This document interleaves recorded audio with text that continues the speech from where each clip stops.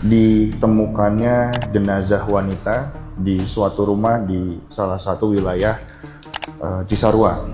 Polsek Cisarua berikut dengan Pamapta Polres Bogor kemudian langsung bergerak ke tempat kejadian perkara untuk melakukan penanganan awal pada tempat kejadian perkara.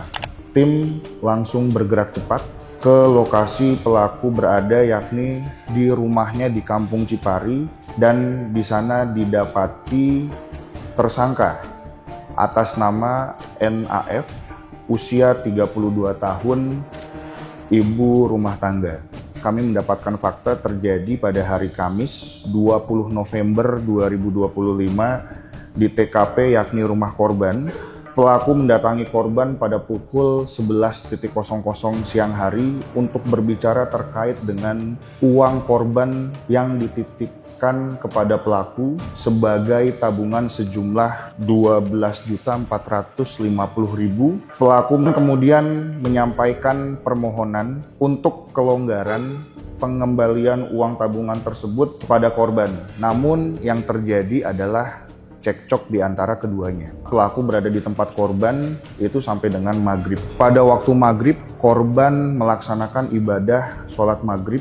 Secara tiba-tiba, tersangka mengambil balok kayu yang berada di dapur dan memukulkan kayu tersebut pada saat korban sedang sholat di posisi sujud pada bagian kepala. Korban langsung membalikkan badannya terlentang dan kemudian pelaku kembali memukulkan kayu tersebut ke kepala bagian kanan korban sejumlah 2 kali. Korban melakukan perlawanan, korban didorong hingga jatuh ke etalase yang berada di tempat kejadian perkara, hingga etalase tersebut hancur, pecah-pecah dan mengenai bagian-bagian kepala daripada korban. Pelaku meminjam uang sejumlah 1 juta kepada korban dan oleh korban diberikan perhiasan berupa gelang dan cincin. Setelah diberikan, kemudian pelaku mengelap darah yang bersimbah di tubuh korban. Kemudian pelaku sempat minta maaf dan mengajak korban ke rumah sakit. Korban tidak mau, kemudian kembali cekcok dan perhiasannya sempat dikembalikan oleh pelaku kepada korban.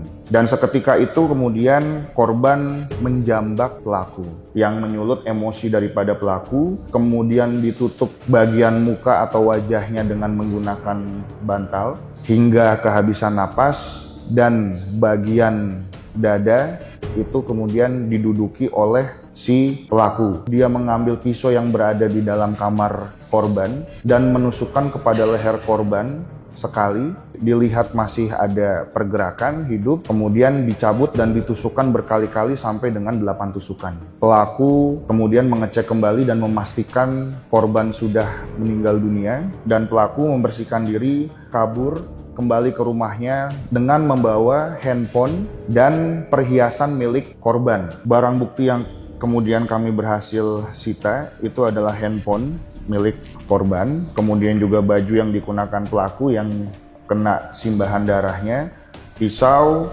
kemudian bantal, dan juga kayu.